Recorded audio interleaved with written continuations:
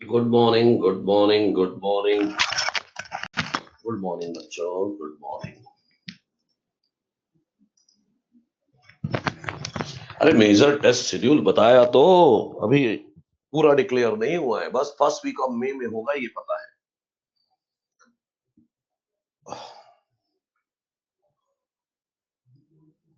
सूत्रमाला, बिल्कुल। Sucrose, trehalose, non reducing maltose, lactose reducing. Minor 9, हाँ होना तो चाहिए। अभी लास्ट क्लास नहीं है बच्चा, अभी चलने दो।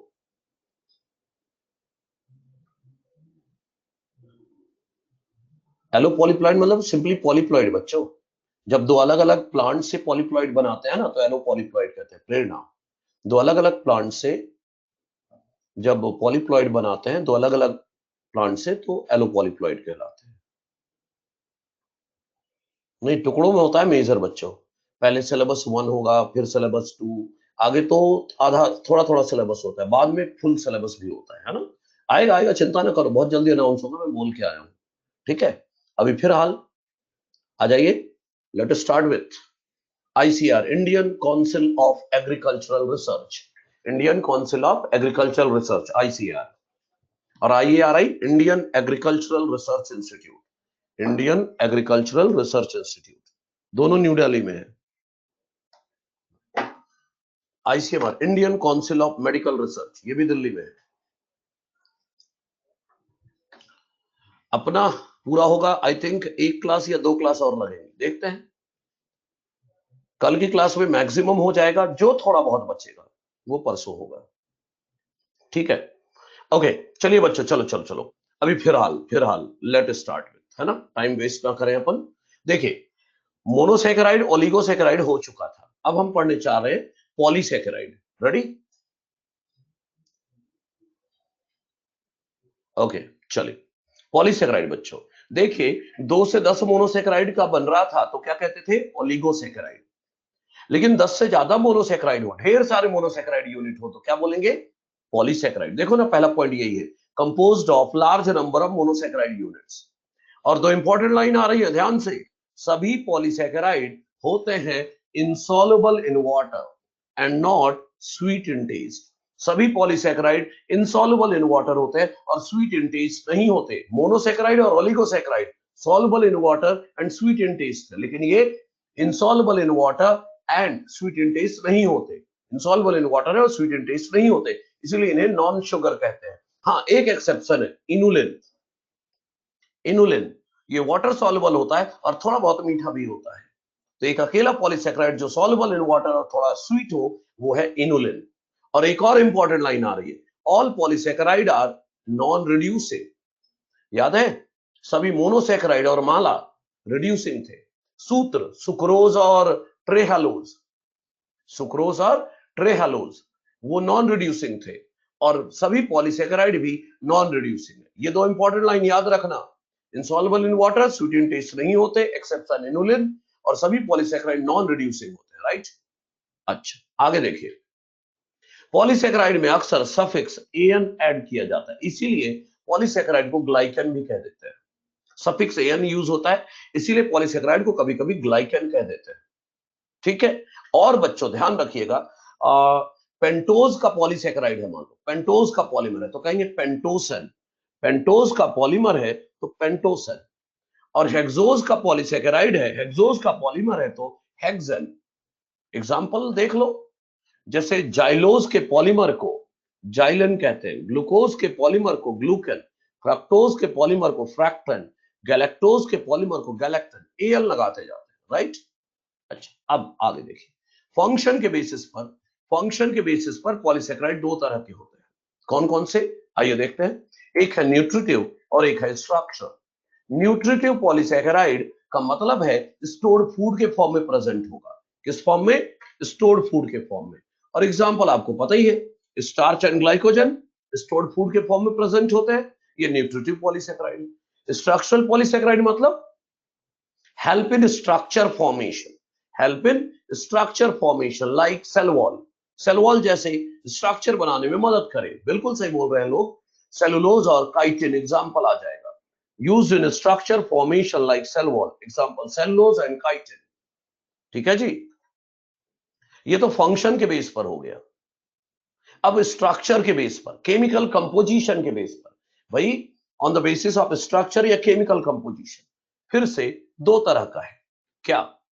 एक है होमोपॉलीसैकेराइड और एक है हेटेरोपॉलीसैकेराइड। अगर एक ही तरह के मोनोमर का बना है, only one type of monomer, एक ही टाइप के मोनोसैकेराइड का बना है, तो होमोपॉलीसैकेराइड, जैसे सेलुलोज, स्टार्च, ग्लाइकोजन, काइटिन, ये एक ही तरह के मोनोसैकेराइड के बने हैं, तो ये होमोपॉलीसैकेराइड हो गए।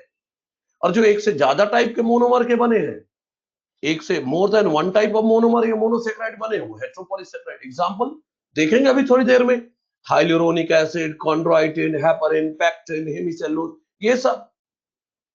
एक चीज अभी से बता दूं, देखो होमोपॉलीसैकेराइड तो हमें डिटेल में पढ़ना है, और हेटेरोपॉलीसैकेराइड में थोड़ा थोड़ा पढ़ेंगे तो सही, हम थोड़ा थोड़ा हम पढ़ेंगे, लेकिन आपको ज्यादा कुछ नहीं जानना है हेटेरोपॉलीसैकेराइड के बारे में। बस इतना ही जानना है कि hyaluronic acid, chondroitin, heparin, pectin, hemicellulose, ये हेटेरोपॉलीसैकेराइड, राइट? उसमें ज्यादा नहीं दिमाग लगाना है। चलो फिर भी पढ़ना स्टार्ट करते हैं। होमोपॉलीसैकेराइड में पहला पढ़ेंगे बच्चों सेलुलोज। सेलुलोज, सेलुलोज क्या होता है? ध्यान से देखिएगा, लीनियर होता है, अनब्रांच, इंपॉर्टेंट है कि ये लीनियर है, अनब्रांच्ड है। पॉलीमर है किसका? 6000 से 10000 molecule of beta D glucose. 6000 से 10000, 6000 to 10000 molecules of beta D glucose का बना होता है, और ये आपस में जुड़े होते हैं बीटा 1,4 ग्लाइकोसिडिक बॉन्ड से। 6000 से 10000 बीटा डी ग्लूकोज है और लिंक्ड है by beta 1,4 glycosidic linkage, right? दूसरी बात, ये मेन कंपोनेंट है प्लांट सेल वॉल का, आपको पता ही है। वुड में ये 90% होता है, वुड में, सॉरी, वुड में 50% और कॉटन में 90%। वुड में कितना होता है सेलुलोज? 50%, कॉटन में 90%। इसलिए आपकी एनसीईआरटी कहती है क्या? कि cotton fibre is cellulose. Cotton fibre क्या है? सेलुलोज, क्योंकि 90% तो सेलुलोज ही है कॉटन में, राइट? और सुनो, most abundant organic compound of plant kingdom क्या है? सेलुलोज। क्लियर है? और सुनो, ये आपकी एनसीईआरटी केमिस्ट्री में लिखा है, most abundant organic compound of plant kingdom cellulose, and most abundant organic compound on अर्थ, बोलो क्या होगा? Most abundant organic compound on अर्थ, वो प्रोटीन है, ग्लूकोज। शशांक बिल्कुल सही बोल रहा है, ग्लूकोज। एनसीईआरटी केमिस्ट्री, हमें तो एनसीईआरटी लेके चलनी है। तो most abundant organic compound of plant kingdom cellulose, and on earth glucose तो सब में होता है, प्लांट एनिमल सब में, इसलिए most abundant organic compound on अर्थ कोई पूछे तो ग्लूकोज देंगे, प्लांट किंगडम पूछे तो सेलुलोज। और बच्चों, it is used to make artificial silk, rayon fibre. Artificial silk या रेयन फाइबर बनाने के लिए सेलुलोज का यूज किया जाता है। अगर मोस्ट अबंडेंट प्रोटीन पूछे तब रुबिस्को, राइट? और सुनिए, पेपर बनता है ना प्लांट पल्प से, प्लांट को सड़ाकर पल्प बनाकर पेपर बनाते हैं, वो भी क्या है? सेलुलोज। याद रखिएगा, ठीक है? अच्छा, अब आप बोलोगे सर स्ट्रक्चर हो जाए सेलुलोज का तो अच्छा दिखता, आओ देख लेते हैं सेलुलोज का स्ट्रक्चर। मान लो ये एक बीटा ग्लूकोज है, देखो बीटा ग्लूकोज में याद है ना, फर्स्ट कार्बन पर OH ऊपर होता है बीटा ग्लूकोज में, तो ये बीटा ग्लूकोज है। इस तरह के 6000 से 10000 बीटा ग्लूकोज जोड़ेंगे, यहां तो 3 ही है, लेकिन ये 6000 से 10000 है मान लो। अब 6000 से 10000 बीटा ग्लूकोज को जोड़ना है बीटा 1,4 ग्लाइकोसिडिक बॉन्ड्स। अरे सुनो तो, यहां से OH हटा लो, यहां से H हटा लो, मोस्ट अबंडेंट ऑर्गेनिक कंपाउंड या ऑर्गेनिक मॉलिक्यूल ऑन अर्थ बोलेंगे तो ग्लूकोज ही बोलेंगे बच्चों। एनसीईआरटी है केमिस्ट्री, चैप्टर खत्म, एनसीईआरटी पढ़े, इसके लिए साथ साथ एनसीईआरटी साथ साथ पढ़ना है। टेबल में तो प्रोटीन, अरे नहीं भाई, एनसीईआरटी फॉलो करो। Most abundant organic compound on earth glucose, most abundant protein on earth या बायोस्फीयर, तब रुबिस्को। क्लियर रखे? ओके। अब इनको 1,4 ग्लाइकोसिडिक बॉन्ड से जोड़ना है, मॉड्यूल में सेलुलोज लिखा है, इसीलिए तो बताया मैंने कि सुधार लो, ठीक है? क्योंकि पहले बायो और केमिस्ट्री में कंट्रोवर्सी होती थी, इसलिए अगले साल के जो मॉड्यूल आएंगे उसमें हम most abundant organic compound on earth glucose करेंगे और सेलुलोज को प्लांट किंगडम का, most abundant protein in animal body तो collagen and most abundant protein on earth या बायोस्फीयर तो रुबिस्को और एनिमल बॉडी बस पूछे तो कोलेजन। हाँ चलो अब कंफ्यूज ना हो भाई। अच्छा देखो 1,4 ग्लाइकोसिलिक बॉन्ड से जोड़ना है तो इधर से OH हटा दो, इधर से H हटा दो, H2O हटा दो, H2O हटा दो और जोड़ दो। अरे भाई ये O ही तो बचा, ये O पहले कार्बन से भी जुड़ेगा और दूसरे से भी जुड़ जाएगा। आओ देखते हैं बॉन्ड बनाकर, ये देखो फर्स्ट कार्बन और फोर्थ कार्बन के बीच ये जो O था इसने ग्लाइकोसिलिक बॉन्ड बना दिया, बन गया। तो बॉन्ड का नाम क्या होगा? Beta 1,4 glycosylic bond. तो 6000 से 10,000 बीटा डी ग्लूकोज को लीनियरली अरेंज कर दो, 6000 से 10,000 बीटा डी ग्लूकोज को लीनियरली अरेंज कर दो और जोड़ दो भाई बीटा 1,4 ग्लाइकोसिलिक बॉन्ड, क्या कहलाएगा ये? सेलुलोज। ठीक, एक बात और बच्चों, एनसीईआरटी ने कोलेजन में जाकर डिस्कस किया, कोलेजन में जाकर मैं यहीं पर डिस्कस कर देता हूं। सुनो, सेलुलोज का ये बोलू, ये लेफ्ट हैंड है, सेलुलोज का ये लेफ्ट हैंड है और ये राइट हैंड है। एनसीईआरटी ने जाकर बोला है कहां पर? ग्लाइकोजन में। मैं यहीं पर बोल देता हूं ताकि यहीं से क्लियर रहे। देखो सभी पॉलीसैकेराइड नॉन रिड्यूसिंग है, सभी पॉलीसैकेराइड नॉन रिड्यूसिंग है, लेकिन इधर ध्यान दें, ये जो लेफ्ट हैंड पर पहला ग्लूकोज है इसका देख रहे हो फर्स्ट कार्बन, याद है ग्लूकोज का पहला कार्बन रिड्यूसिंग सेंटर होता है। तो लेफ्ट हैंड पर जो पहला ग्लूकोज है इसका पहला कार्बन बॉन्ड बनने में कंज्यूम हो गया, दूसरे ग्लूकोज का भी पहला कार्बन बॉन्ड बनने में यूज हो गया, लेकिन जो आखिरी ग्लूकोज होगा राइट हैंड पर उसका पहला ग्लूकोज तो फ्री है ना, किसी से जुड़ा नहीं है। तो लेफ्ट हैंड पर जो पहला ग्लूकोज है उसका पहला कार्बन फ्री नहीं है, तो लेफ्ट हैंड को कहते हैं नॉन रिड्यूसिंग एंड। क्या कहते हैं? Non reducing and. लेकिन राइट हैंड पर जो आखिरी ग्लूकोज है उसका पहला कार्बन फ्री है, तो बोलो रिड्यूसिंग एंड। क्या बोलोगे? Reducing and. तो सभी पॉलीसैकेराइड नॉन रिड्यूसिंग है, यही बोलना है, सभी पॉलीसैकेराइड नॉन रिड्यूसिंग है, बट लेफ्ट हैंड को बोलेंगे नॉन रिड्यूसिंग एंड और राइट हैंड पर जो आखिरी ग्लूकोज है उसका पहला कार्बन फ्री है, इसलिए उसे क्या बोलेंगे? Reducing and. पॉलीसैकेराइड को नॉन रिड्यूसिंग, सेलुलोज हो या कोई पॉलीसैकेराइड हो, क्या बोलेंगे? Non reducing. लेकिन लेफ्ट हैंड को नॉन रिड्यूसिंग एंड बोलेंगे और राइट हैंड को रिड्यूसिंग एंड बोलेंगे। क्लियर है सभी को? एनसीईआरटी है भाई? Okay done. हाँ बिल्कुल, आर फॉर राइट और आर फॉर रिड्यूसिंग। ठीक है, अच्छा बच्चों सेलुलोज हो गया। अब अगला देखते हैं starch. Starch main stored food है प्लांट का, पता ही है आपको, क्रिस्टल क्लियर, बिल्कुल मेन स्टोर्ड फूड है प्लांट का ये। और cellulose was polymer of beta D glucose and this is polymer of beta D glucose नहीं, it is polymer of alpha D glucose, alpha D glucose का बना है। अब बच्चों इसमें दो तरह की चेन होती है, it consist of two types of chain, एक चेन होती है एमाइलोज और एक होती है एमाइलोपेक्टिन। तो इन दोनों चेन के बारे में अच्छे से समझिएगा, राइट। तो पहले हम देखेंगे एमाइलोज। एमाइलोज, एमाइलोज बच्चों अनब्रांच चेन है। क्या? ब्रांच नहीं होती इसकी, एमाइलोपेक्टिन में ब्रांच होगी लेकिन इसमें ब्रांच नहीं होगी, अनब्रांच चेन है। मॉड्यूल में लिखा है 200 to 350 ग्लूकोज, 200 to 350 ग्लूकोज नहीं, 350 नहीं, लगभग 1000 तक जाता है। इसीलिए मैंने लिखा है it is unbranch chain of 200 to 1000 molecules of alpha D glucose, right, alpha D glucose जो कि जुड़े होते हैं by alpha 1,4 glycosylic bond, alpha 1,4 glycosylic bond 200 से 1000 molecule of alpha D glucose. भाई ये एक अल्फा डी ग्लूकोज है, ये दूसरा, ये तीसरा, इस तरह करके 200 से 200 to 1000 molecule of alpha glucose जोड़ दो, अल्फा डी ग्लूकोज को जोड़ दो बाई अल्फा 1,4 ग्लाइकोसिलिक बॉन्ड, तो ये बन गया एमाइलोज। कौन सा बॉन्ड है? अल्फा 1,4 ग्लाइकोसिलिक बॉन्ड, कोई ब्रांच नहीं है इसमें। इसी को कहते हैं बच्चों एमाइलोज। क्या याद रखोगे? 200 से, हाँ 250 से 300 या 200 से 350, एक ही बात है, ये करेक्शन है। 200 से 1000 करना है, 200 टू 1000 करना है, ठीक है। जो करेक्शन होगा वो बताते जा रहा हूं।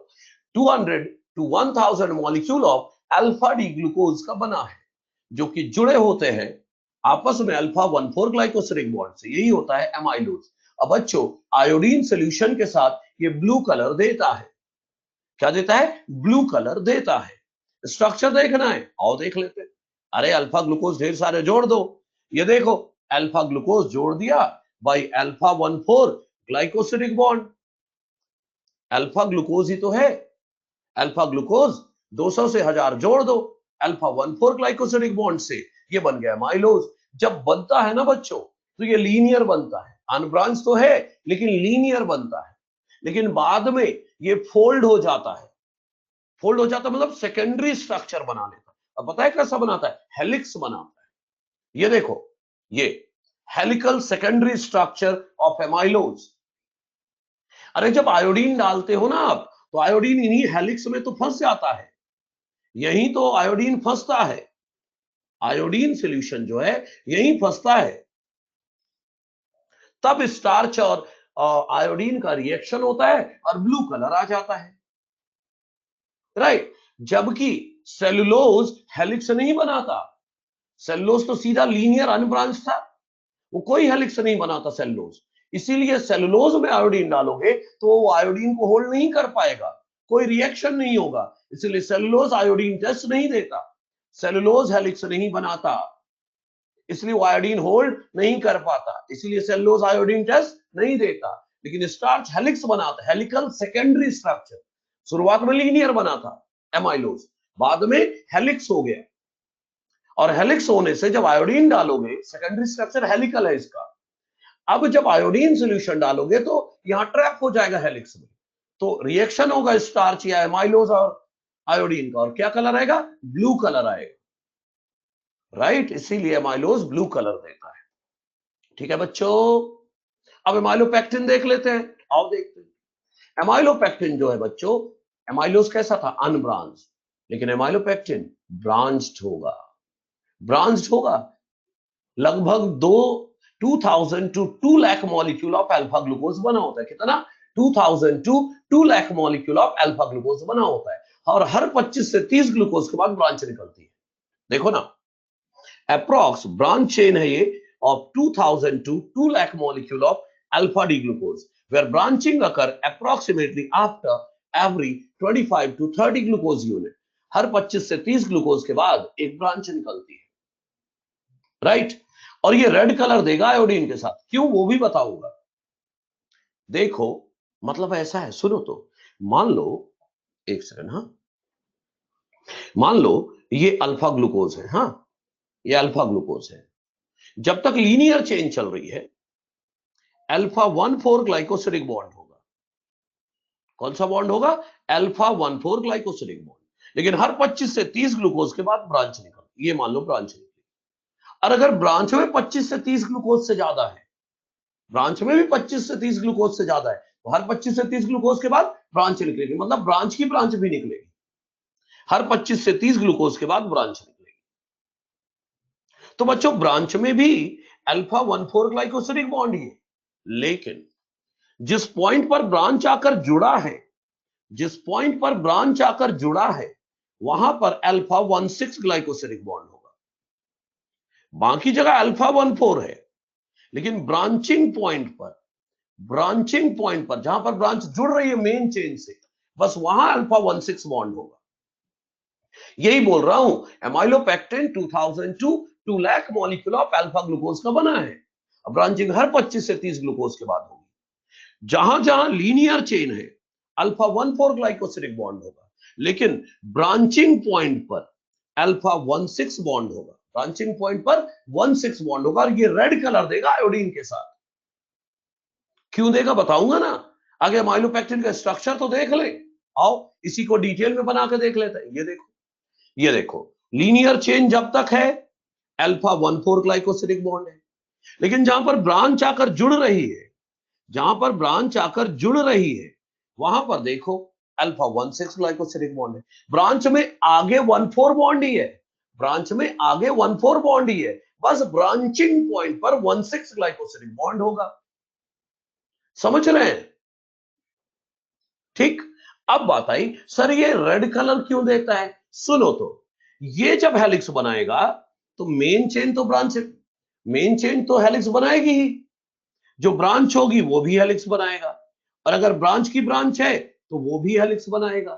तो जब आयोडीन डालोगे तो मैक्सिमम आयोडीन ब्रांच वाले एरिया में रह जाएगा, मैक्सिमम आयोडीन ब्रांच वाले एरिया में रह जाएगा। अब ब्रांच में आयोडीन अच्छे से होल्ड नहीं हो पाएगा, ब्रांच में जो हेलिक्स है उसमें आयोडीन अच्छे से होल्ड नहीं हो पाएगा, तो आयोडीन और स्टार्च का रिएक्शन, आयोडीन और एमाइलोपेक्टिन का रिएक्शन अच्छे से नहीं हो पाएगा, और जब रिएक्शन पूरा नहीं हो पाता इसीलिए रेड कलर आता है। Be very clear. एमाइलोज में तो हेलिक्स बस था सीधा, आयोडीन अच्छे से होल्ड हो रहा था, तो आयोडीन और एमाइलोज का खूब रिएक्शन हो रहा था, ब्लू कलर आ रहा था। लेकिन एमाइलोपेक्टिन में ब्रांच भी है, ब्रांच की ब्रांच भी होगी, मेन चेन तो लीनियर है, लेकिन लीनियर चेन तक आयोडीन पहुंचे तो सही, ज्यादा एरिया तो घेर लिया इस ब्रांच ने, तो मैक्सिमम आयोडीन तो ब्रांच में ही रह गया।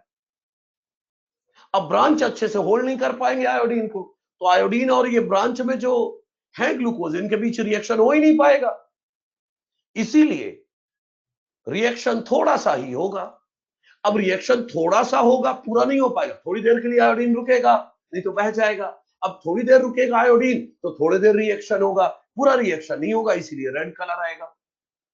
जहां भी ब्रांच होगी वहां पर रेड कलर ही आएगा, जैसे ग्लाइकोजन उसमें भी ब्रांच होगी तो वहां भी रेड कलर ही आएगा। क्लियर है? आओ देखते हैं, लाइन लिखी है मैंने। तो एमाइलोज ब्लू कलर देता है, एमाइलोपेक्टिन रेड देता है।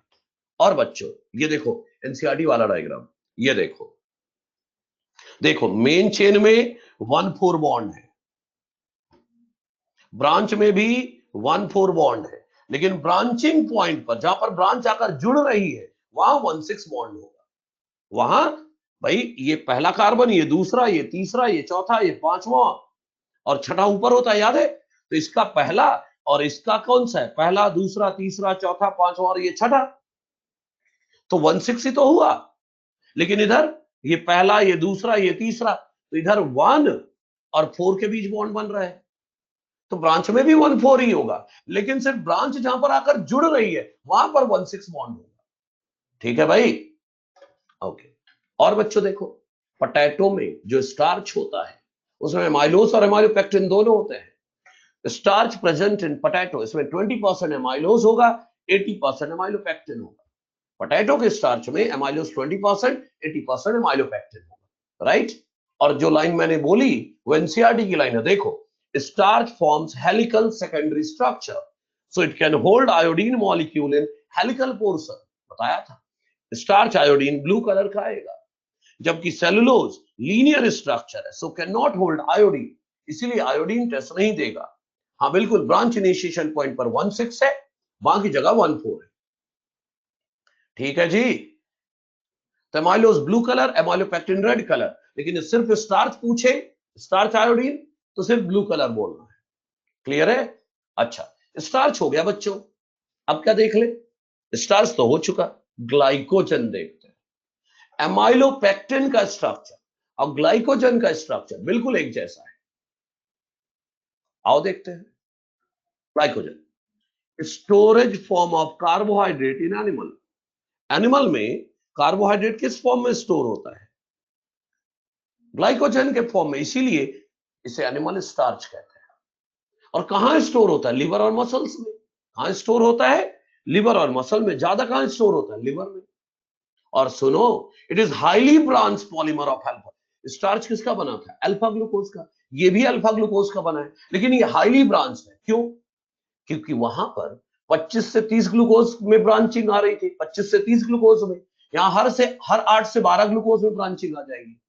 वहां 25 से 30 ग्लूकोज के बाद ब्रांच आ रहा था, यहाँ 8 से 12 ग्लूकोज के बाद ब्रांचिंग आएगी, तो ब्रांचिंग जल्दी जल्दी हो रही है ना। देखो जरा, हाईली ब्रांच पॉलीमर है अल्फा ग्लूकोज का। कितने? लगभग approx 6 lakh molecule of alpha D glucose के बना होता है। पोटैटो का आयोडीन रिएक्शन कराओगे तो कौन सा कलर आएगा, पर्पल या वायलेट। एमाइलोज के कारण ब्लू, एमाइलोपेक्टिन के कारण रेड, तो दोनों का मिक्स कलर आएगा। तो पोटैटो स्टार्च वायलेट या पर्पल कलर देगा, पर्पल या वायलेट देगा, वो मिक्स कलर आएगा उसका। ठीक है, जरूरत नहीं है उसकी। अच्छा, 6 lakh molecule of alpha D glucose का बना है कौन, ग्लाइकोजन। और branching occur after every 8 to 12 glucose unit. और ये वही सेम केस, अरे पोटैटो में तो बोल रहा हूं ब्लू कलर नहीं आएगा, पर्पल या वायलेट आएगा। एमाइलोज का ब्लू, एमाइलोपेक्टिन का रेड, ब्लू और रेड मिला के कलर आएगा, पर्पल या वायलेट। ठीक, अच्छा। और स्टार्च और आयोडीन का ब्लू कलर बोलना है, एनसीईआरटी लाइन है। अच्छा सुनो, ग्लाइकोजन लगभग 6 लाख मॉलिक्यूल ऑफ ग्लूकोज का बना है, और ब्रांचिंग हर 8 से 12 ग्लूकोज में होगी। और यहां भी वही है, यहां भी वही है, अल्फा 1,4 ग्लाइकोसिडिक बॉन्ड होगा लीनियर चेन में, और ब्रांचिंग पॉइंट पर अल्फा 1,6। आओ देखते हैं, रेड कलर देगा आयोडीन के साथ, क्यों, क्योंकि यहां भी ब्रांच चेन है, और ये स्टोर्ड फूड है फंजाई का, है ना, ग्लाइकोजन। अच्छा, स्ट्रक्चर देखें, ये वही एमाइलोपेक्टिन जैसा, बस ब्रांच थोड़ा जल्दी जल्दी बनेगी, है ना। हर जगह 1,4 होगा और ब्रांचिंग पॉइंट पर 1,6 होगा। एनसीईआरटी का डायग्राम देख लो भाई, देखो ग्लाइकोजन, देखो एक स्ट्रेट चेन बना दी है, फिर ब्रांच, फिर ब्रांच की ब्रांच, फिर ब्रांच की ब्रांच, ऐसे बनती जाती है। तो यहां पर कैसा दिखता है वो दिखा दिया है, और ये लीनियर चेन कैसी दिखती है, तो लीनियर चेन कैसे दिखेगी, 1,4 ग्लाइकोसिडिक बॉन्ड वाली, राइट। और जो ब्रांच पार्ट है ये वाला, जहां ब्रांच निकली हुई है, यहां पर क्या होगा भाई, मेन चेन तो 1,4 ग्लाइकोसिडिक बॉन्ड वाली है, अब ब्रांचिंग पॉइंट पर 1,6 होगा। आओ देखो, यहां पर 1,6 होगा, अल्फा 1,6, बाकी जगह अल्फा 1,4, अल्फा 1,4 ग्लाइकोसिडिक बॉन्ड, यहां भी alpha 1,4 glycosidic bond, branching point पर 1,6 है। और देखो जो मैंने बोला था लिख दिया है, कोई भी पॉलीसैकेराइड हो, लेफ्ट हैंड क्या होगा, नॉन रिड्यूसिंग, और राइट हैंड क्या होगा, रिड्यूसिंग, बता चुका हूं मैं। अब ब्रांचिंग है और हेलिक्स तो बनाएगा ये भी, मतलब ये भी हेलिक्स बनाएगा ऐसे, फिर ब्रांच, फिर ब्रांच की ब्रांच की, फिर ब्रांच की ब्रांच, तो ये भी रेड कलर ही देगा। ठीक है, अच्छा जी। अब काइटिन की बात कर ले, ये भी तो होमोपॉलीसैकेराइड है, किसका बना है, एनासिटाइल बीटा डी ग्लूकोसामाइन का। ये होमोपॉलीमर है, लीनियर होमोपॉलीमर है, किसका, एनासिटाइल बीटा डी ग्लूकोसामाइन का। और आपस में कैसे जुड़े होंगे, N acetyl beta D glucosamine, beta 1,4 glycosidic bond. आप बोलोगे सर बीटा डी ग्लूकोसामाइन दिखता कैसा है, दिखाऊं, लो देखो, बीटा डी ग्लूकोसामाइन, ये बीटा डी ग्लूकोज बना रहा हूं, beta D glucose OH, HOH, OHH, HOH, CH2OH, और ये H, ये बीटा डी ग्लूकोज है। लेकिन हमें बीटा डी ग्लूकोज थोड़ी ना, एनासिटाइल बीटा डी ग्लूकोसामाइन बनाना है, तो हमें एसिटाइल ग्रुप भी जोड़ना है, और अमीन ग्रुप भी जोड़ना है, अमीनो ग्रुप भी जोड़ना है, और एसिटाइल ग्रुप भी जोड़ना है। सेकंड कार्बन पर जुड़ेगा बच्चों, कहां पर, सेकंड कार्बन पर। अरे ऐसा हो जाएगा, देखो देखो ध्यान से, NHCO CH3, ये है, ये एसिटाइल ग्रुप हो गया, ये अमीनो ग्रुप हो गया, अमीनो ग्रुप भी है, एसिटाइल ग्रुप भी है, इसीलिए इसका पूरा नाम क्या है, N acetyl beta D glucosamine. ढेर सारे N acetyl beta D glucosamine जोड़ दो, बीटा 1,4 ग्लाइकोसिडिक बॉन्ड से बन जाएगा chitin, N acetyl glucosamine, N acetyl beta D glucosamine, पूरा बोलो, हाँ, गैलेक्टोसामाइन नहीं, क्या कर रहे हो, अच्छे से देखना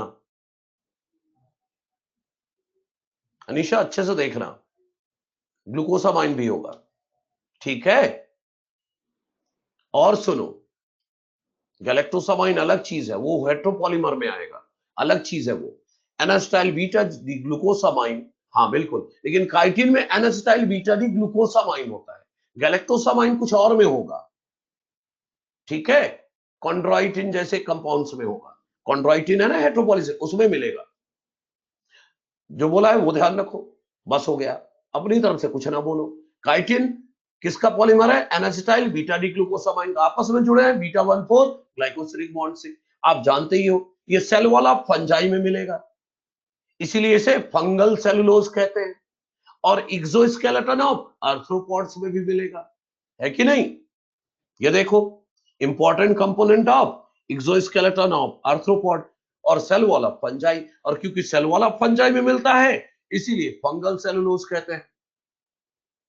हाँ, पहले एनसीईआरटी में हेट्रोपॉलीमर था, गलत दिया हुआ था, अब सही कर दिया होमोपॉलीमर, ठीक है।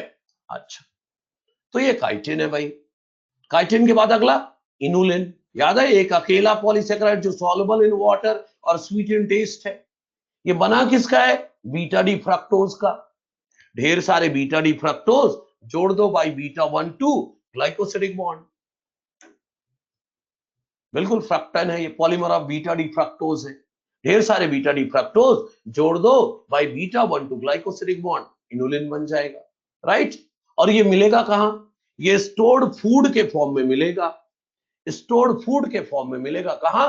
इन डहलिया प्लांट में और आर्टिचोक प्लांट में, इन दोनों प्लांट में स्टोर्ड फूड के फॉर्म में मिलेगा, रूट में, राइट। सबसे छोटा स्टोर होने वाला पॉलीसेकेराइड है ये। और सुनो, ये वाटर सॉल्युबल बता ही चुका हूं, और इसे यूज किया जाता है to know glomerular filtration rate. अरे किडनी की फंक्शनिंग चेक की जाती है इससे। आर्टिचोक, जेरूसलम आर्टिचोक पूरा नाम, हेलियंथस जीनस है इसका, ठीक है। होमोपॉलीमर बोलो इनुलिन को, ध्यान दो ना, अभी मैं बताता हूं, कामिनी वेट करो इनुलिन को। इनुलिन जो है बच्चों, किडनी की फंक्शनिंग चेक करने के लिए यूज होता है। आप सब जानते ही होंगे कि इनुलिन जो है हमारी बॉडी में डाइजेस्ट नहीं होता, और किडनी में, अगर किडनी प्रॉपर फंक्शन कर रही है तो किडनी में अब्सॉर्ब भी नहीं होता।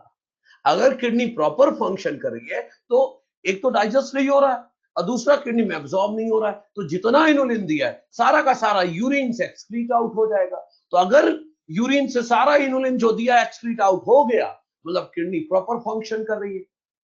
इनुलिन डाइजेस्ट नहीं होगा, किडनी में अब्सॉर्ब नहीं होगा, तो सारा का सारा इनुलिन यूरिन से एक्सक्रीट आउट हो जाएगा। अगर जितना इनुलिन दिया सारा एक्सक्रीट आउट हो गया, मतलब किडनी प्रॉपर फंक्शन कर रही है, राइट।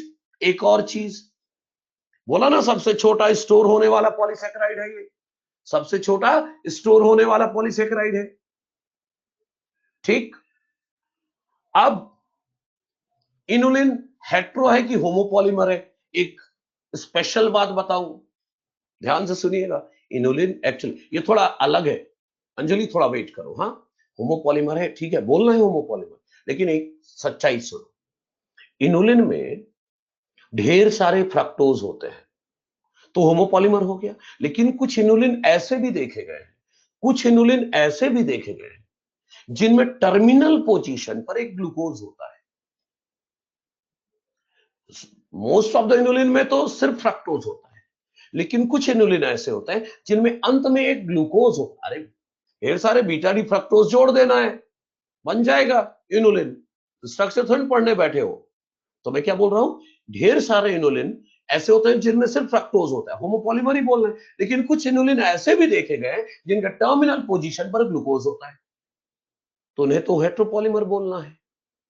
तो इनुलिन होमोपॉलीमर भी है, हेट्रोपॉलीमर भी है, लेकिन दो में से एक बताना है तो होमोपॉलीमर। क्यों? क्योंकि मोस्ट ऑफ द इनुलिन तो होमोपॉलीमर ही है,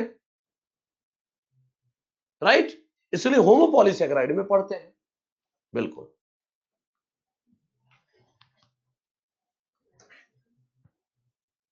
हाँ अंजलि, नहीं होगा, ठीक है।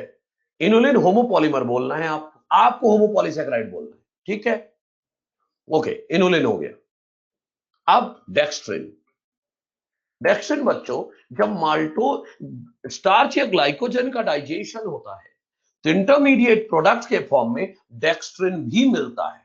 Intermediate substance in digestion of glycogen and starch. ठीक, और सुनो, अगर डेक्स्ट्रिन को तोड़े तो, डेक्स्ट्रिन को तोड़ोगे तो मिलेगा माल्टोज एंड ग्लूकोज। अरे माल्टोज भी तो 2 मॉलिक्यूल ऑफ ग्लूकोज ही है, तो कुल मिला के ग्लूकोज मिलेगा अंत में। तो स्टार्च और ग्लाइकोजन के डाइजेशन में इंटरमीडिएट प्रोडक्ट है ये, और अगर इसका हाइड्रोलाइसिस किया जाए तो माल्टोज और ग्लूकोज मिलेगा। और ये स्टोर्ड फूड होता है किसमें? ऑल्सो कर stored food in yeast and bacteria. ठीक है, दैट इज ऑल अबाउट, ज्यादा कुछ नहीं। सिर्फ याद रखो डेक्स्ट्रिन एक होमो पॉलीसेकेराइड है, खत्म बात। ठीक है, ये होमो पॉलीसेकेराइड हो गए। अब बच्चों हेट्रोपॉलीसेकेराइड, वैसे तो यहाँ मॉड्यूल में कुछ कुछ लिखा है इसलिए बता दे रहा हूं, लेकिन आपको सिर्फ इतना ही याद रखना है कि ये लोग हेट्रोपॉलीसेकेराइड है और कुछ नहीं याद करना। फिर भी एक बार बोल देता हूं, देखो हेट्रोपॉलीसेकेराइड डिफरेंट मोनोसेकेराइड यूनिट्स के बने होंगे। पहला हाइल्यूरोनिक एसिड कहां मिलेगा? विट्रस ह्यूमर में, अम्बिलिकल कॉर्ड में, जॉइंट्स में और कनेक्टिव टिश्यू में, लुब्रिकेटिंग एजेंट के फॉर्म में। और ये एनिमल सेल की जो बाउंड्री होती है वहां बाइंडिंग मटेरियल के फॉर्म में दो सेल्स को जोड़ने के काम आता है, इसीलिए इसे एनिमल सीमेंट कहते हैं। सही है? अरे सिर्फ इतना याद रखो, हाइल्यूरोनिक एसिड को एनिमल सीमेंट कहते हैं और ये एक हेट्रोपॉलीसेकेराइड है, खत्म। कॉन्ड्रोइटिन कनेक्टिव टिश्यू में पाया जाता है, जरूरत नहीं याद करने को। क्या याद रखो कि ये भी हेट्रोपॉलीसेकेराइड है। क्लियर? अच्छा जी, हेपरिन ब्लड एंटीकोगुलेंट है, ये भी हेट्रोपॉलीसेकेराइड है। पेक्टिन ये भी हेट्रोपॉलीसेकेराइड है। कहां मिलेगा? सेल वॉल में। मिडिल लैमेला में भी तो मिलेगा, कैल्शियम एंड मैग्नीशियम पेक्टेट के फॉर्म में मिडिल लैमेला बनाएगा, है ना? इसीलिए इसे प्लांट सीमेंट कहते हैं। तो पेक्टिन प्लांट सीमेंट कहलाता है और ये हेट्रोपॉलीसेकेराइड है, ये याद रखना है। हेमीसेलुलोज ये हेट्रोपॉलीसेकेराइड है, नाम याद रखो, हेट्रोपॉलीसेकेराइड है। कहां मिलेगा? स्टोर्ड फूड के फॉर्म में, फाइटिलेफास या आइवोरी पाम में। और बच्चों इस प्लांट से जो हेमीसेलुलोज मिलता है ना, वो व्हाइट होता है, हार्ड होता है और शाइनी होता है। फाइटिलेफास या आइवोरी पाम से जो हेमीसेलुलोज मिलता है वो व्हाइट होता है, हार्ड होता है और शाइनी होता है। इसीलिए हार्ड होता है, शाइनी होता है, इसीलिए इससे बनाई जाती है billiard ball and artificial ivory. अरे जो आर्टिफिशियल आइवोरी आती है, हाथी के दांत को आइवोरी बोलते हैं ना, तो आर्टिफिशियल आइवोरी जो आती है वो किसकी बनी होती है? हेमीसेलुलोज। ज्यादा कुछ नहीं याद रखना, सिर्फ याद रखो hyaluronic acid, chondroitin, pectin, hemicellulose, heparin, ये सब हेट्रोपॉलीसेकेराइड है, खत्म बात, कुछ और याद नहीं करना है। ठीक है, आप याद करो ना, एनसीईआरटी में आपके तो केवल होमोपॉलीसेकेराइड ही दिया है, तो बस नाम याद कर लो कि हेट्रोपॉलीसेकेराइड है। और देखो बच्चों एक और है म्यूकोपॉलीसेकेराइड। अब ये क्या होते हैं? एक ऐसा पॉलीसेकेराइड जो प्रोटीन और वाटर को जोड़ दे। ऐसा पॉलीसेकेराइड स्लिपरी होंगे, ये स्लिपरी इन टच होंगे, स्लाइमी होंगे या स्लिपरी होंगे और ये प्रोटीन और वाटर को जोड़ देंगे। Example very common, mucilage. क्या? म्यूसिलेज। भिंडी को कभी काटना और पानी में डाल देना, भिंडी को काट के पानी में डाल देना तो कुछ स्लिपरी सा निकलेगा, वो म्यूसिलेज होता है। ठीक, तो म्यूकोपॉलीसेकेराइड। ये देखो slimy polysaccharide with capacity to bind protein and water, ऐसा पॉलीसेकेराइड जो प्रोटीन और वाटर को जोड़ देता है। और कॉमन एग्जांपल इज म्यूसिलेज। दूसरा अगार अगार, वो भी तो म्यूकोपॉलीसेकेराइड है, रेड एल्गी, ग्रेसिलेरिया और जेलिडियम से मिलता है, पता ही है आपको। कल्चर मीडियम बनाने में काम आता है, याद है? कल्चर मीडियम को, लिक्विड कल्चर मीडियम को सॉलिडिफाई करना हो तो अगार अगार यूज होता है। ठीक है, ओके। और बच्चों म्यूकोपॉलीसेकेराइड हो गए। एक चीज और स्पेशल पॉइंट, एनसीईआरटी ने पूछा है फेविकोल और गम में क्या डिफरेंस है? तो गम तो नेचुरल म्यूकोपॉलीसेकेराइड है। गम क्या है बच्चों? नेचुरल म्यूकोपॉलीसेकेराइड है, प्लांट से मिलता है, नेचुरल म्यूकोपॉलीसेकेराइड। फेविकोल तो सिंथेटिक है, हम खुद बनाते हैं, रबर का यूज करके एडहेसिव बनाते हैं, रबर का यूज करके सिंथेटिक एडहेसिव बनाते हैं। तो फेविकोल तो सिंथेटिक है, आर्टिफिशियल है, लेकिन गम क्या है? Natural mucopolysaccharide. क्लियर है?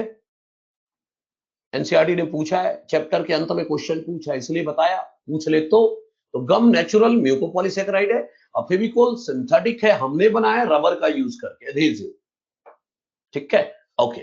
तो बच्चों पॉलीसेकेराइड पूरा हुआ, बोले तो कार्बोहाइड्रेट पूरा हुआ। अब छोटा पार्ट आता है लिपिड, लिपिड आता है, आइए देखते हैं लिपिड। लिपिड क्या होते हैं? Fat and their derivative are combinedly known as lipid. Fat और उसके डेरिवेटिव मिलाकर क्या कहलाते हैं? लिपिड। ठीक है, और ये भी कार्बोहाइड्रेट की तरह कार्बन हाइड्रोजन ऑक्सीजन के बने हैं। क्या?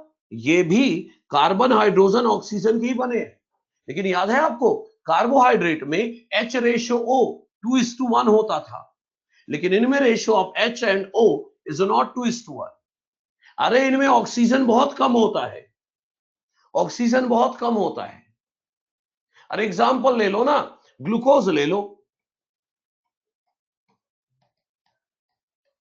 कार्बन 6 है तो ऑक्सीजन भी 6 है ना।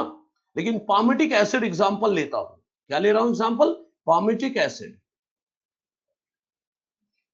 C16H32O2। देखो कार्बन ऑक्सीजन, कार्बन 16 है, ऑक्सीजन 2 है, तो 8/1, ये 1:1 रेशियो होता है। भाई कार्बन जितना होता है उतना ऑक्सीजन होता है कार्बोहाइड्रेट में, है ना। लेकिन पामिटिक है जो लिपिड है, इनमें देख लो, कार्बन 16 है, यहां कार्बन 6 है तो ऑक्सीजन भी 6 है। लेकिन लिपिड में कार्बन 16 है लेकिन ऑक्सीजन सिर्फ 2 ही है, तो ऑक्सीजन बहुत कम होता है इनमें, राइट। और दूसरी बात, they are insoluble in water, तो फिर सॉल्युबल किस में होंगे? ऑर्गेनिक सॉल्वेंट में। किसमें सॉल्युबल होंगे? ऑर्गेनिक सॉल्वेंट में। They are insoluble in water, soluble in organic solvent like acetone, chloroform, benzene, hot alcohol, ether etcetera. Organic solvent में सॉल्युबल होंगे और पानी में इनसॉल्युबल होंगे। ठीक है, और सुने, तो लिपिड पॉलीमर नहीं बनाते, ये माइक्रोमोलिक्यूल है, याद है, ये माइक्रोमोलिक्यूल और पॉलीमर नहीं बनाते। और आपको ये भी पता है कि जब रेस्पिरेशन में तोड़ते हैं तो ये कार्बोहाइड्रेट से more than double amount of energy देते हैं। Lipid provide more than double energy as compare to carbohydrate during respiration. बिल्कुल याद है, कार्बोहाइड्रेट हमारी बॉडी में टूटता है तो 4.0 किलो कैलोरी एनर्जी आती है, लेकिन फैट जब टूटता है, लिपिड टूटता है, तो याद है 9.0 किलो कैलोरी एनर्जी आती है। ठीक है, तो लिपिड डबल से ज्यादा एनर्जी दे रहा है एज कंपेयर टू कार्बोहाइड्रेट। और सुनो, देखो बच्चों ध्यान से सुनना, पता है आपको main stored food in animal क्या है? Main stored food in plant तो स्टार्च है। अब main stored food in animal क्या है? बोलो भाई, main stored food in animal glycogen. गलत, वास्तविका सही बता रही है। आपने ध्यान नहीं दिया, मैंने ग्लाइकोजन जब पढ़ाया था तो अभी लाइन बोली थी, पता है क्या? Storage form of carbohydrate in animal is glycogen. ये नहीं बोला, जब स्टार्च पढ़ा रहा था तो मेन स्टोर्ड फूड बोला था प्लांट का, लेकिन ग्लाइकोजन में नहीं बोला था मैंने। ग्लाइकोजन में मैंने बोला था storage form of carbohydrate in animal. Animal में मेन स्टोर्ड फूड बच्चों फैट होता है। पता है क्यों? क्योंकि फैट जो है हाइड्रोफोबिक है, हाइड्रोफोबिक है, और सेल में तो हर जगह एक्वस एनवायरनमेंट है, तो हाइड्रोफोबिक मॉलिक्यूल स्टोर किया जाता है। फैट अब पानी से डरता है तो कंडेंस फॉर्म में कम जगह में ज्यादा स्टोर हो जाता है, कम जगह में ज्यादा स्टोर हो जाता है, इसीलिए मेन स्टोर्ड फूड फैट बोला जाता है एनिमल का। ये देखो, lipid require less space for storage, बहुत कम स्पेस चाहिए इनके स्टोरेज के लिए as compare to carbohydrate, because lipid molecule are hydrophobic and remain condense in aqueous medium. क्योंकि ये हाइड्रोफोबिक है, पानी से डरते हैं, तो कंडेंस फॉर्म में कम स्पेस में ढेर सारा स्टोर हो जाता है। तो मेन स्टोर्ड फूड एनिमल में कौन है? लिपिड है। तभी तो लोग बोलते हैं अगर कोई ज्यादा हैवी हो गया तो क्या बोलते हैं, फैट हो गया। ये थोड़ी बोलते हैं कि ग्लाइकोजन हो गया, फैट हो गया, क्योंकि उसमें फैट का अमाउंट बढ़ गया। Carbohydrate is not main stored food in animal, glycogen is not main stored food in animal, lipid fat is main stored food in animal, क्योंकि इसको स्टोर करने के लिए जगह कम चाहिए। ये हाइड्रोफोबिक है, पानी से डरता है, तो कम जगह में ज्यादा स्टोर हो जाता है। और आप सबको पता है कहां स्टोर होता है, एडिपोज टिश्यू में। ग्लाइकोजन मेन स्टोर्ड फूड नहीं बोला था मैंने एनिमल का, बोला था कार्बोहाइड्रेट जिस फॉर्म में स्टोर होता है एनिमल में, दैट इज ग्लाइकोजन। तो देखो, animal store maximum amount of food in form of lipid and fattiness is due to excess of adipose tissue. ठीक है, तो याद रखिएगा मेन स्टोर्ड फूड लिपिड है, क्योंकि इसको स्टोर करने के लिए जगह कम चाहिए। ठीक है जी, थोड़ा आगे बढ़े, आइए देखते हैं लिपिड को। बच्चों एनसीईआरटी में तो सिर्फ एक पैराग्राफ दिया है, उसे भी कवर करना है। तो on the basis of melting point lipid को एनसीईआरटी ने दो टाइप में डिवाइड किया है, oil and fat. Oil and fat, oil वो है जिनका मेल्टिंग पॉइंट लो है, इसीलिए वो विंटर सीजन में भी लिक्विड या ऑयल के फॉर्म में रहते हैं। अरे भाई, ठंडी आ गई, मान लो 10 डिग्री सेल्सियस टेम्परेचर हो गया, 10 डिग्री सेल्सियस टेम्परेचर हो गया, प्लांट का स्टोर्ड फूड स्टार्च ही है भाई, प्लांट को कहीं जाना ही नहीं है। प्लांट प्लांट को कहीं चलना फिरना थोड़ी ना है, तो फूड को किसी फॉर्म में स्टोर कर दो, इसीलिए स्टार्च स्टोर होता है।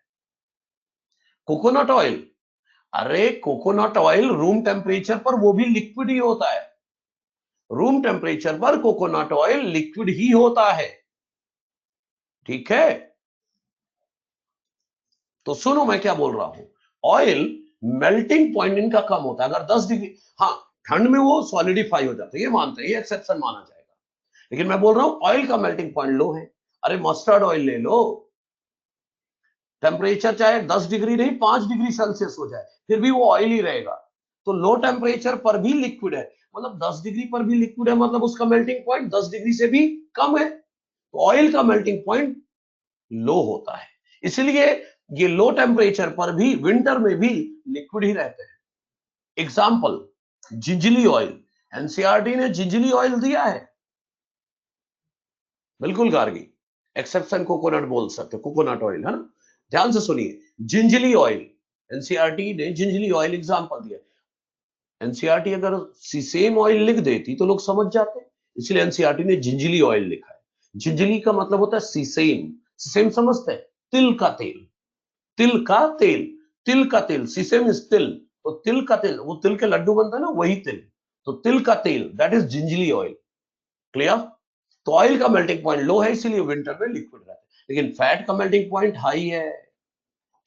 बटर घी रूम टेम्परेचर पर भी सॉलिड है, अरे 25 डिग्री पर भी सॉलिड है। क्यों है? मतलब उनका मेल्टिंग पॉइंट 25 डिग्री से भी ज्यादा है। तो फैट, ऑयल का मेल्टिंग पॉइंट कम होता है और फैट का मेल्टिंग पॉइंट हाई होता है, जैसे बटर और घी, राइट? अच्छा बच्चों, आगे सुनो, स्ट्रक्चर के बेस पर, केमिकल कंपोजिशन के बेस पर लिपिड तीन तरह के होते हैं। केमिकल कंपोजिशन के बेस पर, स्ट्रक्चर के बेस पर,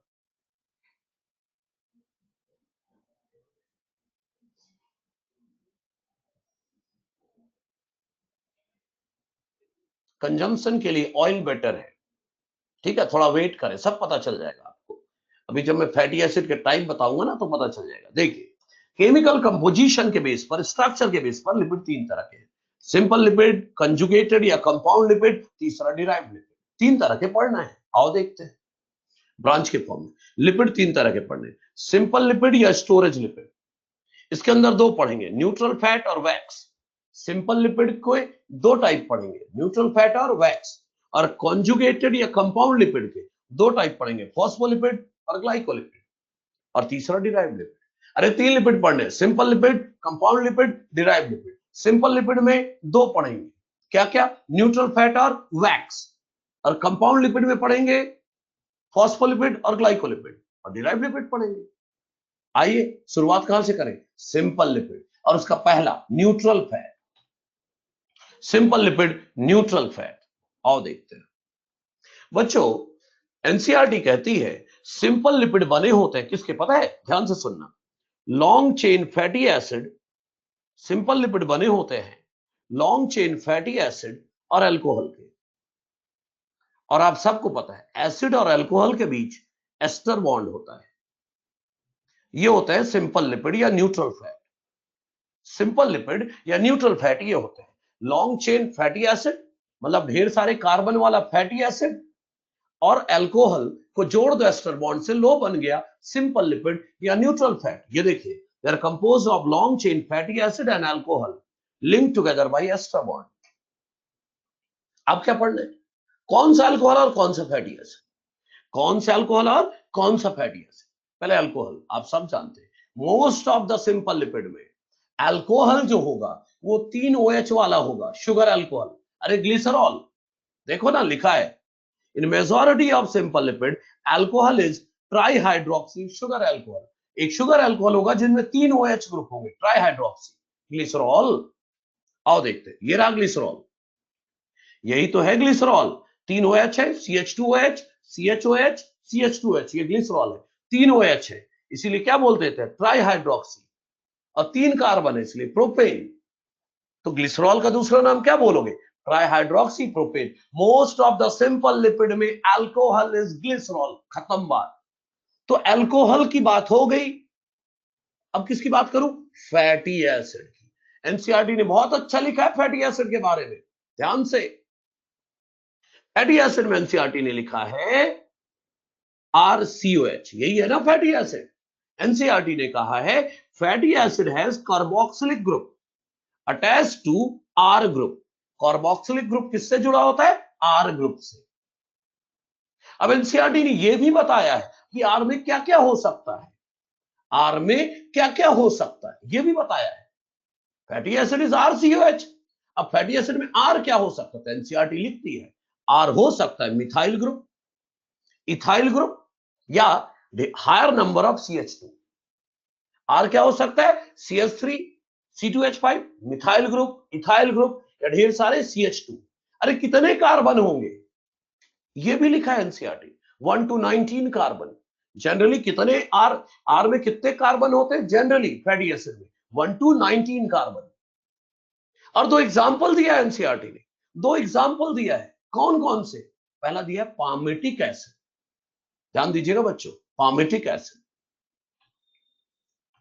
पामेटिक एसिड, पामेटिक एसिड होता है बच्चों 16 कार्बन वाला, बिल्कुल, C16H32O2। अब आप बोलोगे सर ये RCOH तो दिख ही नहीं रहा। रुको ना, ऐसा करो ना, एक कार्बन और 2 O और एक H कम कर लो, एक कार्बन और 2 O और H अलग कर लो तो COH हो गया। एक कार्बन 2 O और एक H कम कर लो तो COH बन गया।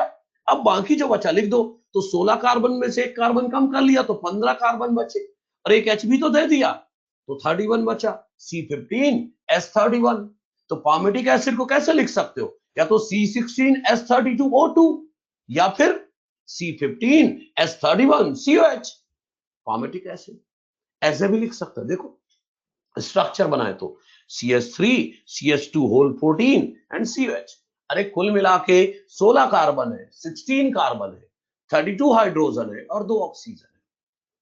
तो इसमें कुल कितने कार्बन है, 16 carbon including carboxyl carbon. Line आ जाएगी क्या, it has palmitic acid has 16 carbon including carboxyl carbon, तो सही है। ऐसे बोलूं, it has 15 carbon excluding carboxyl carbon, it has 15 carbon excluding carboxyl carbon, carboxyl carbon को छोड़कर 15 ही कार्बन बचेंगे। राइट है, ओके ओके डन। इसी तरह बच्चों एक दूसरा एग्जांपल एनसीईआरटी ने दिया, एराकिडोनिक एसिड C20H32O2। इसमें भी यही करो, एक कार्बन कम कर लो, एक H कम कर लो और 2 O और COH बना लो।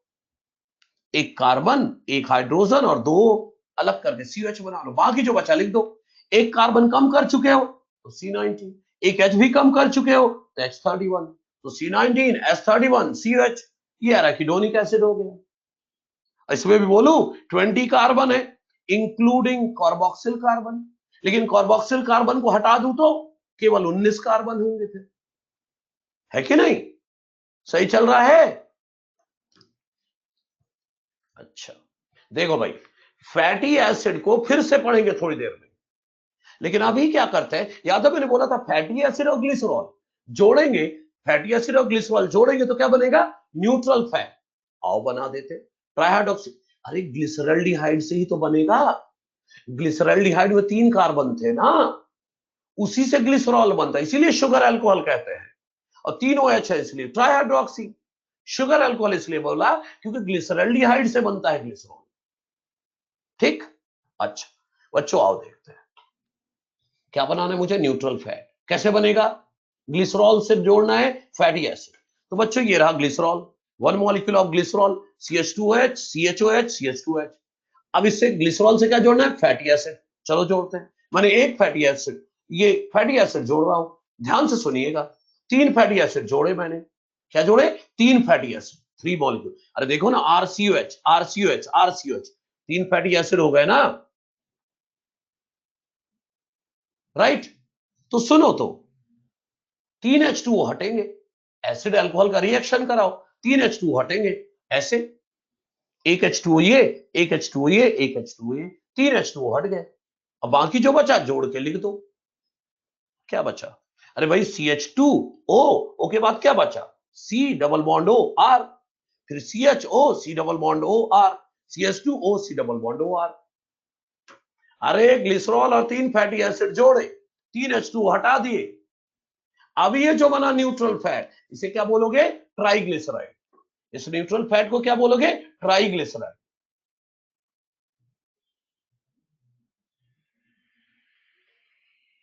अरे ट्राइग्लिसराइड नाम से 3 ग्लिसरॉल नहीं, 3 बॉन्ड, 3 फैटी एसिड जुड़े, वो ध्यान देना बस अभी का, है ना? तो जो बोला जाता है उस पर फोकस करें, 3 फैटी एसिड जोड़े, ट्राइग्लिसराइड। सुनो, लेकिन अगर मैं ग्लिसरॉल से एसिड से H हटता है, नहीं OH हटेगा, पता है क्यों? ऑर्गेनिक केमिस्ट्री याद करो, जब रिएक्शन एसिडिक मीडियम में होता है, जब रिएक्शन एसिडिक मीडियम में होता है, जब रिएक्शन एसिडिक मीडियम में होता है तो एसिड से OH निकलता है। जब एसिडिक मीडियम में रिएक्शन होता है तो एसिड से OH निकलता है, तो एसिडिक मीडियम में सारे रिएक्शन होने हैं आज, एस्टेरिफिकेशन, बिल्कुल एसिड से OH निकलेगा, अल्कोहल से H निकलेगा। अच्छा सुनो, तो मैं कुछ और बता रहा था, अगर ग्लिसरॉल से मैं एक फैटी एसिड जोड़ूं, देखो ना, ध्यान से देखिएगा, अगर एस्टर बॉन्ड बन ही गए, एस्टर एस्टर बॉन्ड ही तो बने हैं, देखो मैं अगर ग्लिसरॉल से एक फैटी एसिड जोड़ूं तो एक ही वाटर हटेगा, और पानी हटकर कुछ बने तो डिहाइड्रेशन सिंथेसिस कहते हैं। तो बच्चों अगर जरूरी नहीं है 3 फैटी एसिड जोड़े, ग्लिसरॉल में अगर एक फैटी एसिड जोड़ोगे तो एक H2 हटेगा, और जो बनेगा उसका नाम मोनोग्लिसराइड। और अगर ग्लिसरॉल में आपने 2 फैटी एसिड जोड़े तो 2 H2 हटेंगे, और बोलोगे डाइग्लिसराइड। और जो अभी किया था, ग्लिसरॉल से 3 फैटी एसिड जोड़े थे तो 3 H2 हटे थे, बना था ट्राइग्लिसराइड। बात समझ में आई? ग्लिसरॉल में अगर एक फैटी एसिड जोड़ोगे तो एक वाटर हटेगा, बनेगा मोनोग्लिसराइड। ग्लिसरॉल में 2 फैटी एसिड जोड़ोगे तो 2 H2 हटेंगे, बनेगा डाइग्लिसराइड। ग्लिसरॉल में 3 फैटी एसिड जोड़ोगे तो 3 H2 हटेंगे और बनेगा ट्राइग्लिसराइड। ठीक, तो बच्चों एक तो ट्राइग्लिसराइड, मोनोग्लिसराइड, डाइग्लिसराइड, ट्राइग्लिसराइड हो गया सिंपल लिपिड में। और दूसरा क्या बोला था? वैक्स। दूसरा क्या? वैक्स आएगा, लेकिन सुनो तो, अभी एक चीज और पढ़ना है बच्चों। मैंने बोला था ना फैटी एसिड में वापस लाऊंगा आपको। अरे फैटी एसिड का 2 टाइप बताना है, सैचुरेटेड फैटी एसिड और अनसैचुरेटेड फैटी एसिड। वो बता दूं फिर वैक्स पढ़ेंगे। सिंपल लिपिड में 2 ही तो पढ़ने थे, एक तो मोनोग्लिसराइड, डाइग्लिसराइड, ट्राइग्लिसराइड, ये पढ़ना था सिंपल लिपिड में, और दूसरा क्या पढ़ना है? वैक्स। वैक्स पढ़ेंगे, लेकिन आगे फैटी एसिड के टाइप, सैचुरेटेड और अनसैचुरेटेड फैटी एसिड डिफरेंस के फॉर्म में बताया है बच्चों। आओ देखते हैं, हमारे मॉड्यूल में भी ऐसे टेबल के फॉर्म में, saturated fatty acid SFA, unsaturated fatty acid USFA। अब अच्छे से देखना, सैचुरेटेड फैटी एसिड किसे बोलेंगे? जिनमें केवल सिंगल बॉन्ड हो, कार्बन कार्बन के बीच सिंगल बॉन्ड हो वो सैचुरेटेड फैटी एसिड, और जिसमें सिंगल बॉन्ड के साथ साथ डबल बॉन्ड भी हो, सिंगल बॉन्ड भी हो डबल बॉन्ड भी हो, तो उसे क्या बोलोगे? Unsaturated fatty acid. ठीक। दूसरी बात सुनो, ये जो सैचुरेटेड फैटी एसिड है बच्चों, ये हमारी बॉडी खुद ही बना लेती है। जितना सैचुरेटेड फैटी एसिड चाहिए वो हमारी बॉडी खुद ही बना लेती है, तो फूड के साथ लेने की जरूरत नहीं है। तो क्या बोलूं? Non essential fatty acid. क्या बोलूं? Non essential fatty acid. देखो लिखा है also known as non essential fatty acid. क्यों? Because they can be synthesized in animal body, so it is not essential to take them with food. हमारी body खुद ही बना लेती है, तो फूड के साथ लेने की जरूरत नहीं है नॉन एसेंशियल। किसे? सैचुरेटेड फैटी एसिड को। लेकिन अनसैचुरेटेड हमारी बॉडी नहीं बनाती, तो फूड के साथ लेना पड़ेगा, तो एसेंशियल फैटी एसिड। तो अनसैचुरेटेड फैटी एसिड को कहेंगे बच्चों एसेंशियल फैटी एसिड। क्यों? Because they can not be synthesized in animal body, animal body में ये नहीं बनते, इसलिए it is essential to take them with food, इसलिए इन्हें फूड के साथ लेना जरूरी है। कोई दिक्कत तो नहीं? और सुनो, which food contain unsaturated. Anisha wait कर, अभी दिख जाएगा बच्चों, थोड़ा वेट करें। हाँ आइए बच्चों, जिन लिपिड में सैचुरेटेड फैटी एसिड का अमाउंट ज्यादा होगा, सैचुरेटेड फैटी एसिड ज्यादा होगा, तो वो रूम टेम्परेचर पर सॉलिड होंगे, are mostly present in solid form at room temperature. एक बार रीड कर लेना, बस हो गया, काम हो जाएगा। ठीक है निरा? तो सुनिए, सैचुरेटेड फैटी एसिड जिन लिपिड में ज्यादा होता है वो रूम टेम्परेचर पर सॉलिड होंगे, जैसे बटर और घी। अनिशा पूछ रही थी ना, किन में अनसैचुरेटेड फैटी एसिड होता है, किसमें सैचुरेटेड? तो बटर और घी, इसमें सैचुरेटेड फैटी एसिड ज्यादा होता है, राइट। और लिपिड जिनमें high amount of unsaturated fatty acid होगा वो रूम टेम्परेचर पर लिक्विड होंगे, रूम टेम्परेचर पर लिक्विड होंगे, जैसे coconut oil, mustard. Coconut oil भी रूम टेम्परेचर पर तो लिक्विड ही होता है, ठंडा हो जाए तब सॉलिड होता है, राइट। तो कहने का मतलब कि सैचुरेटेड फैटी एसिड जो है, जिनमें सैचुरेटेड फैटी एसिड ज्यादा होगा वो रूम टेम्परेचर पर सॉलिड होंगे, जैसे बटर और घी। ठीक है। और जिनमें अनसैचुरेटेड फैटी एसिड ज्यादा होगा वो लिक्विड होंगे रूम टेम्परेचर पर। तभी मैंने थोड़ी देर पहले बोला था ऑयल खाना अच्छा है देन घी।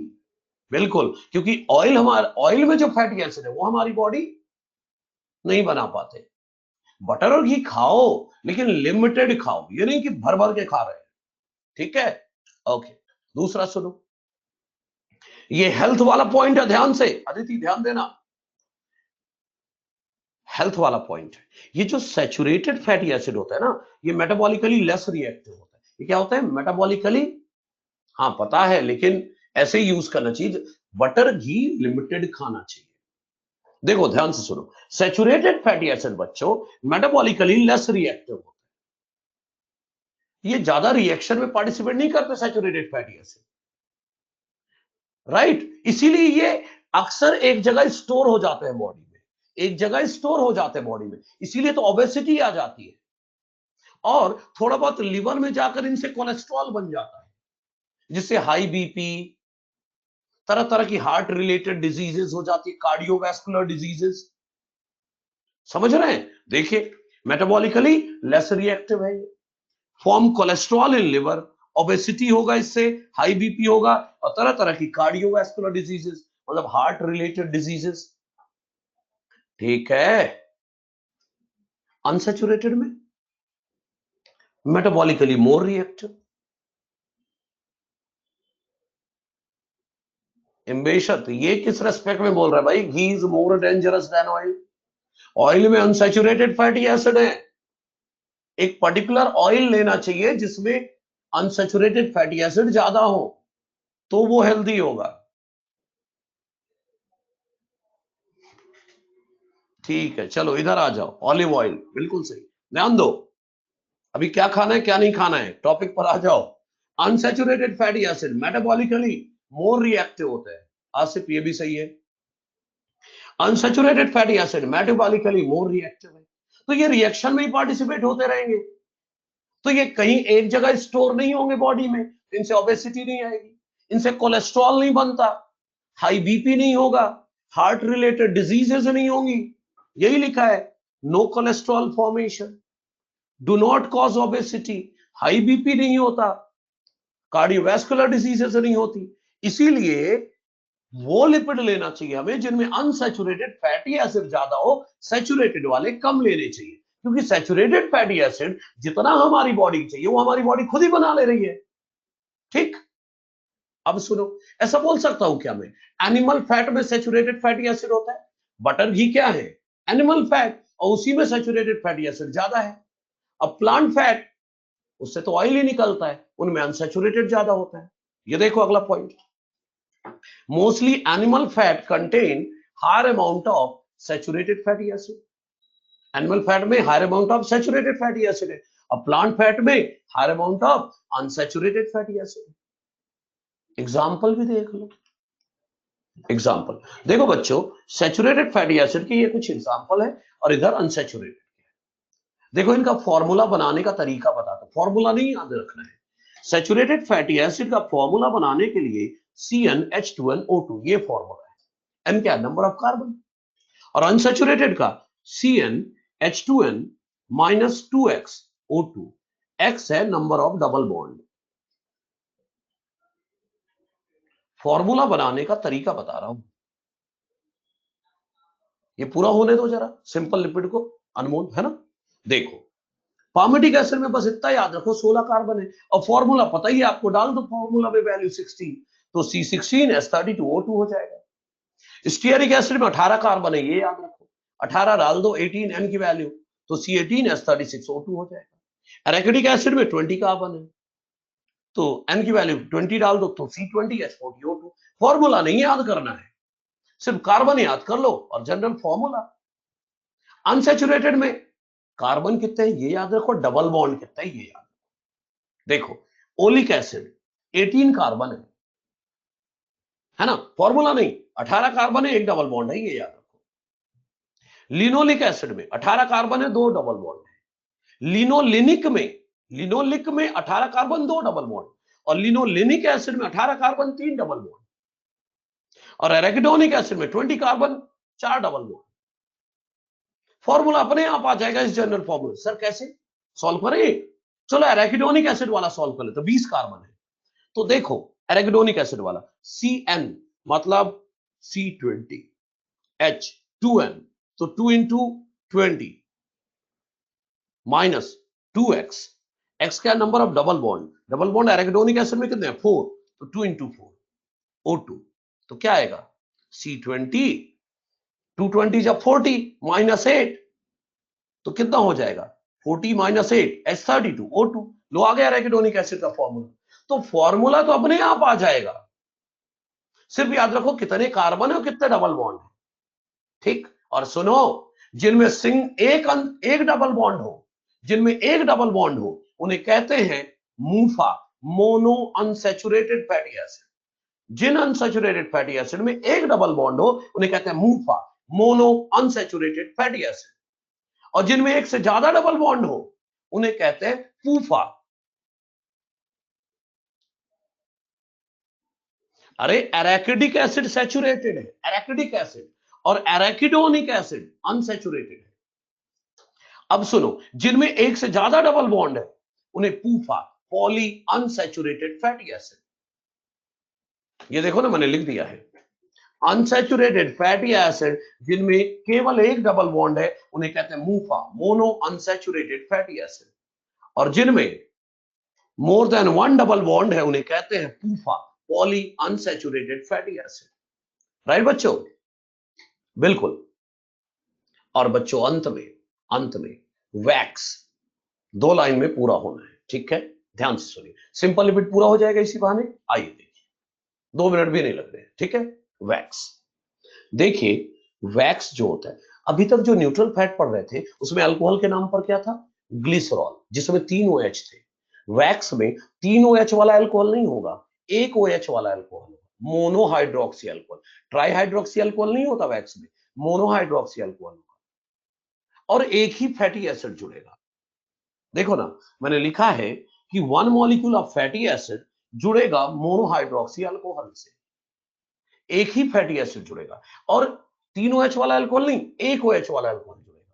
अब एक अल्कोहल एक फैटी एसिड जुड़ेगा तो एक ही एस्टर बॉन्ड बनेगा, इसीलिए वैक्स को क्या बोलना चाहिए, मोनो एस्टर, क्योंकि एक ही एस्टर बॉन्ड बने। रिएक्शन देखो ना, एक मॉलिक्यूल फैटी एसिड, एक मॉलिक्यूल मोनोहाइड्रोक्सी अल्कोहल, एक OH वाला अल्कोहल मोनोहाइड्रोक्सी अल्कोहल और एक फैटी एसिड जोड़ दो तो एक H2O हटेगा और बन जाएगा वैक्स। तो वैक्स को ठीक तो बोल रहे हैं अपन, मोनो एस्टर, क्योंकि एक ही एस्टर बॉन्ड तो बनेगा, राइट।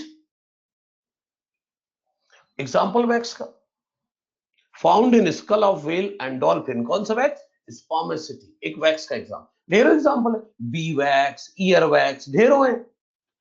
और बच्चों, वैक्स इंपॉर्टेंट रोल प्ले करते हैं प्रोटेक्शन में, स्किन के सरफेस पर, हेयर के सरफेस पर वैक्स की इन वाटर इंसॉल्युबल कोटिंग होती है। प्लांट में फ्रूट पर, लीव्स पर वैक्स की कोटिंग होती है। ये देखो ना, wax form water insoluble coating on hair and skin in animal, और प्लांट में स्टेम्स, लीव्स और फ्रूट्स पर। तो वैक्स क्या है? वाटर इंसॉल्युबल कोटिंग बनाते हैं प्लांट एनिमल में, ठीक है भाई। तो वैक्स में ये सब नहीं याद रखना है, सिर्फ याद रखना है कैसे बनते हैं। 1 OH वाला अल्कोहल और एक फैटी एसिड, वो एक फैटी एसिड और 1 OH वाला अल्कोहल जुड़ जाता है, एस्टर बॉन्ड से बन जाता है वैक्स। ठीक है बच्चों, तो आज के लिए बस इतना ही। ठीक, तो वैक्स पूरा हो गया। सिंपल लिपिड बच्चों हमने पूरा कर लिया। प्रोटोप्लाज्म में साइटोप्लाज्म का सब कुछ, न्यूक्लियस और न्यूक्लियस काउंट होगा, पूरा काउंट होगा ना। अच्छा, तो अनसैचुरेटेड फैटी एसिड और सैचुरेटेड फैटी एसिड भी बात कर ली। अक्सर डबल बॉन्ड और सिंगल बॉन्ड होते हैं अनसैचुरेटेड फैटी एसिड। ठीक है, तो सिंपल लिपिड पूरा किया। अब आज के लिए इतना ही, बस थोड़ा सा 2 मिनट वेट करें, अभी हैंड आउट जनरेट कर दूं और भेजता हूं। ठीक है, देखिएगा।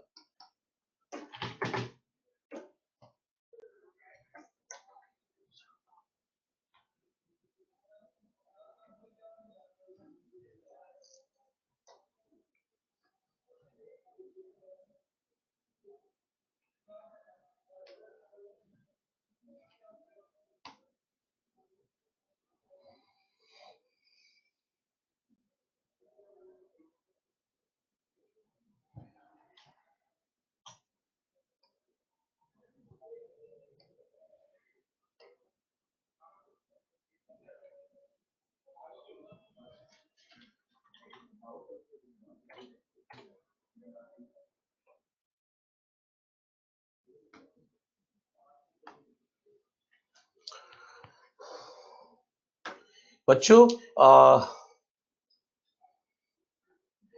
पेरेंट्स को नहीं पता है, इसलिए आकाश, घी खाना चाहिए लेकिन लिमिटेड खाना चाहिए। और बच्चों, ये हैंड आउट भेज रहा हूं मैं। और दूसरी बात, थोड़ा बहुत टॉपिक रह जाएगा, उसके लिए अगले दिन भी क्लास होगी, तो मतलब 2 दिन होगी, लेकिन लास्ट डे थोड़ा सा ही टॉपिक रहेगा, क्योंकि कल मैक्सिमम पार्ट हो जाएगा। ठीक है, हैंडआउट्स भेज रहा हूं मैं। अब आराम से कर लेते हैं, जो भी बचा है टाइम, है ना। ऑफ आई थिंक बच्चों सैटरडे को रहेगा आपका, कल नहीं रहेगा।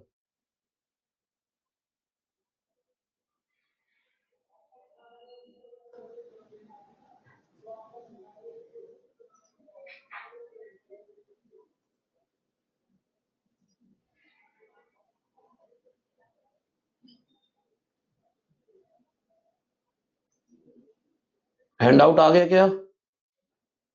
हाँ, तो 2 क्लास मैक्सिमम लगेंगी अब अपने। हाँ, अगली क्लास में लिपिड खत्म कर लेंगे और मैक्सिमम प्रोटीन, थोड़ा बहुत जो बचेगा अगली क्लास में करेंगे, है ना। तो अपने पास 2 दिन है अभी। वेंसडे भी करेंगे, सॉरी वेंसडे तो आज था, थर्सडे और फ्राइडे, फ्राइडे को कंप्लीट करेंगे, और आई थिंक वीकली ऑफ आपका सैटरडे होगा। ठीक है, ओके बच्चों, देन बाय बाय, आज की बात खत्म करते हैं। ठीक है, ओके डन।